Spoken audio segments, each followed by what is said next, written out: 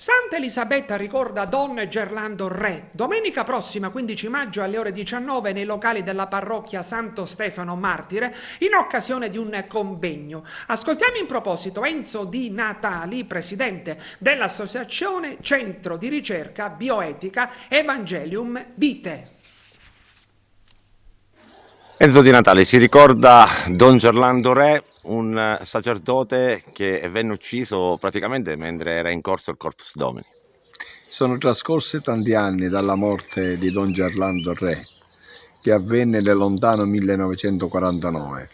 Il suo ricordo è ancora vivo, perché fu un sacerdote che ebbe qualità particolari. Anzitutto l'amore verso i giovani, che dedicò tanto spazio, organizzò un oratorio proprio per elevare culturalmente i giovani.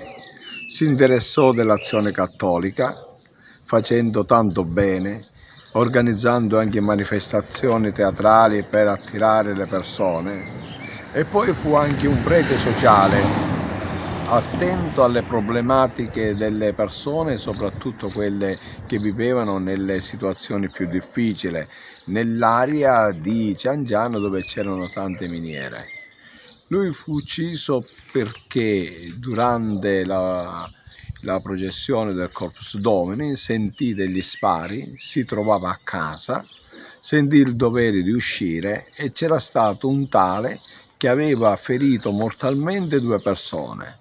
Lui sentì il dovere di soccorrere queste 2 persone, ma il malvivente si mise nel mezzo e disse: se tu soccorri, addirittura se confessi queste 2 persone, soprattutto questa persona, io ti uccido. Così Don Gerlando si trovò dinanzi ad un grosso problema tra il dovere di soccorrere quelle persone che furono colpite mortalmente e un'arma puntata. Lui decise di fare il proprio dovere e quel tale sparò anche a Don Gerlando Re, uccidendolo. Ricordare Don Gerlando Re significa ricordare una persona che ha fatto il proprio dovere fino in fondo, significa anche in un periodo in cui viviamo di una profonda crisi di valori, riscoprire in Don Gerlando Re una persona ricca di valori.